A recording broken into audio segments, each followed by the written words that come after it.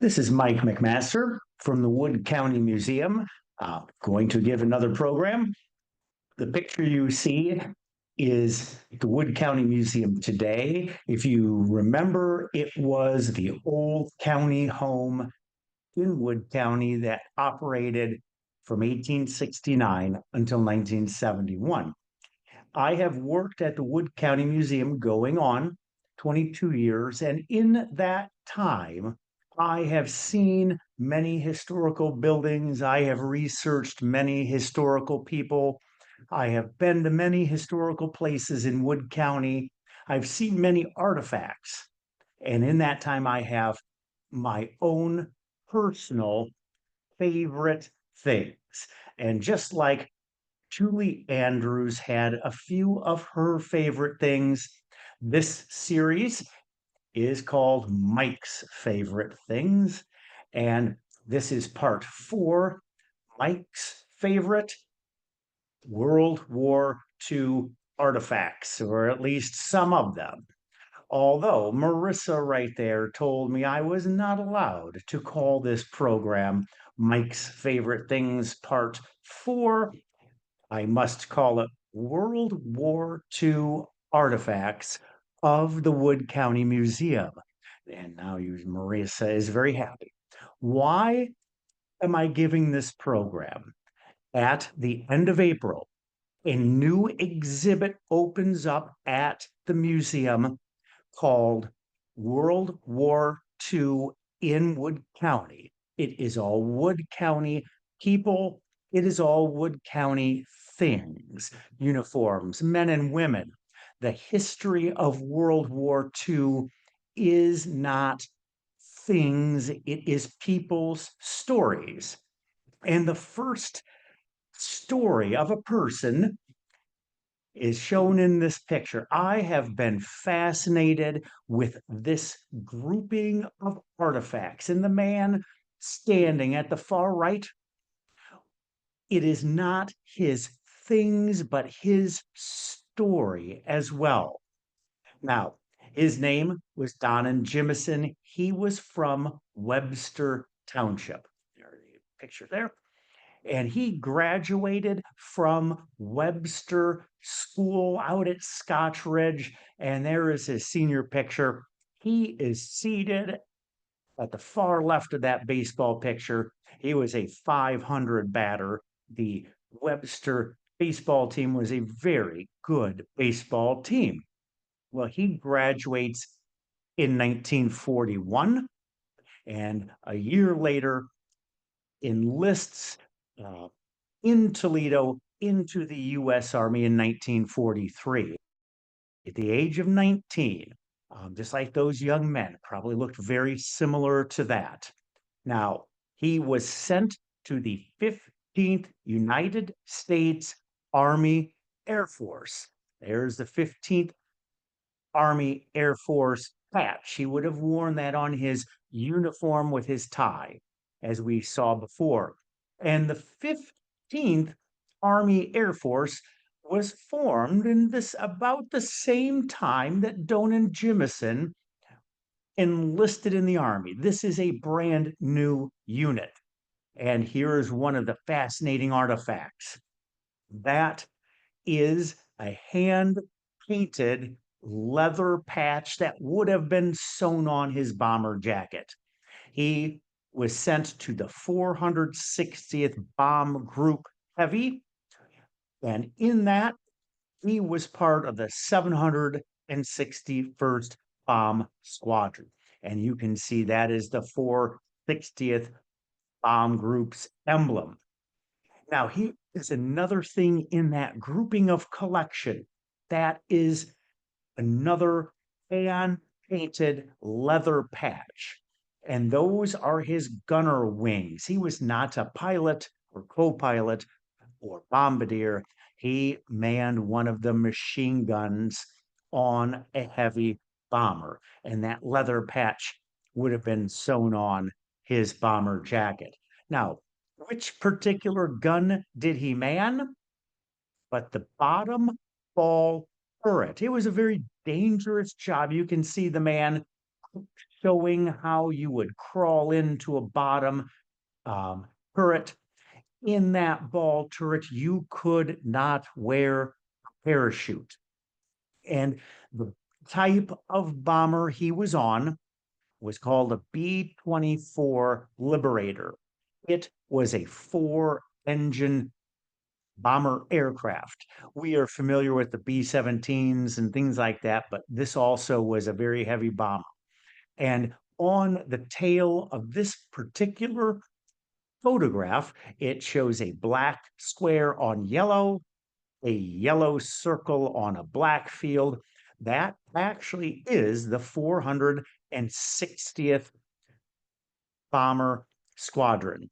And you can see where the ball turret on this particular B7 or B-24 has been retracted. Now, Donan Jimison participated in 18 bombing missions until the end of the war, flying to Austria and Germany, bombing German locations in Italy, in the Czechoslovakia, places like that. Here's another photo of the 460th, black square on yellow, yellow circle on black. I don't know if one of these was his particular bomber or not, but he participated in 18 missions. Now, another part of this grouping of things, on two of the missions, Donan Jimison earned the Army Air Force Air Medal on March 8th, 1945, and then again on April 20th, 1945. And to show or signify that he had earned this medal twice, he received his oak leaf cluster on his ribbon there. That is Donan Jimison's actual air medal. Now, Donan Jimison survives the war, comes back to Wood County, marries a young girl who graduates Bowling Green State University. Together, they live, at least in 1951, on a Haskins Road address in Bowling Green. And that house is still there today. He became a delivery driver, a teamster. His wife was a Spanish teacher, I believe her entire career, and their lives ended in peace in Wood County. The next person I'll talk about is someone we would not think about. It is associated with that object. That is the Japanese national flag with writing upon it. It belonged to a Japanese soldier. A small flag like this, belonging to an individual Japanese soldier, was a Yoshigaki Hinamaru, loosely in English, writing upon the national flag. And we know whose this was. Now, those flags were presented to young soldiers and sailors in the Japanese Army and Navy. And you can see in that picture, he holds his own. These were very personal objects, very sacred to the Japanese soldier. And upon that, and at least in that picture, classmates and family, teachers, employers, all had written good luck messages upon it. Now, ours has two little corners that you could tie a string to it. The string is long gone. And you can see the Japanese soldiers here have affixed their flags to poles or perhaps the rifles that they are carrying. Now, these were captured by American soldiers and brought back to places like Wood County. And we know what this says and who it belonged to. It says, praying for long-lasting good fortune for battle to Mr. Kato Sakuo. Kato was his last name. Sakuo was his first name. What else does it tell us about Mr. Kato Sakuo? that it came from the Tohoku Enterprise Company mining plant of Potomac. That's what's written on the bottom. Now we know where this was in that red area on northeast Japan. I'm sorry, northwest Japan in the mountains. It came from the Yamagata prefecture of Japan. And that area, like the flag and shows, was a coal mining area. Could the person who belonged to this flag or this flag belonged to, could he have been a coal miner? We do not know. I went on vacation to the Navy Air Station Museum in Pensacola, and I took this photograph. And upon it, there's writings and stamps and drawings. Look how much is on it, and look how little is on this. This will remain a history mystery to us in Wood County.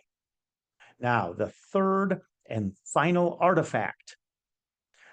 This uniform, Army uniforms, tell us many stories, except this uniform does not tell us who wore it, even though you can see the tags there. This is one of my favorite World War II uniforms at the museum. Now, let's see what the story says. This person got his American Campaign Medal, shown there, his World War II Victory Medal. He served in the Asiatic Pacific Theater and has 4 campaign stars upon it. He received a Good Conduct Medal, and just like Donan Jimison, received an Air Medal. Now, what else? He has wings that show he was an enlisted air crew member. Now, we cannot tell by that set of wings what job he had, but he was enlisted. He was not a pilot. He was not a co-pilot. Certain ground crew also could get wings if you fixed, for instance, bomb sites. You got a set of wings as well. We don't know. Now, what else does it tell us? That is the unit badge he was in on his left shoulder, and it is the China, Burma, India theater. The sun shows our allies at the time, the Republic of China, the star, of course, United States, the stripes holds everything together. And what was this, or where was this China, Burma, India theater? That map shows the China, Burma, India theater, and it was over 2 million square miles, encompassing everything on that map and even a little bit more. Now, what was this unit, especially the air crew, famous for doing? They were famous for flying supplies on supply aircraft like that from India to China over the Himalayan mountains, or as they called it, flying over the hump. And to this very day, mountain climbers and Sherpas in the Himalayas still come across wreckages and the remains of missing American service members killed flying over the Himalayan mountains. Now, this person, of course, survived the war, received his Victory Medal. Now, we don't know for sure who this belonged to, because when it was dropped off at the museum at some point many, many years ago, probably even before my time period, nothing was written down. And this is a good reason why at the Wood County Museum today, we have collections, rules, and policies. It is important for us to tell a story. Who did this belong to? Where did this person, this man, this woman, where did they grow up in Wood County? What is it they did in Wood County? So that we can tell the entire story, not just a thing, not just a thing with a name on it, but the entire story of an individual man or woman for the betterment of the people who visit the Wood County Museum. Now, this is a lovely example of kind of a rare uniform, one of my favorite. Now, why am I giving this program? Because at the end of April at the Wood County Museum, World War II exhibit opens. We'll meet again remembering World War II in Wood County. These are Wood County men and women, and we will hopefully tell their stories to the best of our ability. Now, this will not be the World War II exhibit on the old wedding dress exhibit. You can see we have moved period furniture. We are redesigning rooms. We are working on building new sets for an entirely different experience at the museum. I hope that you all visit the Wood County Museum to see the World War II exhibit. And these are a few of my favorite World War II artifacts. And thank you for joining me.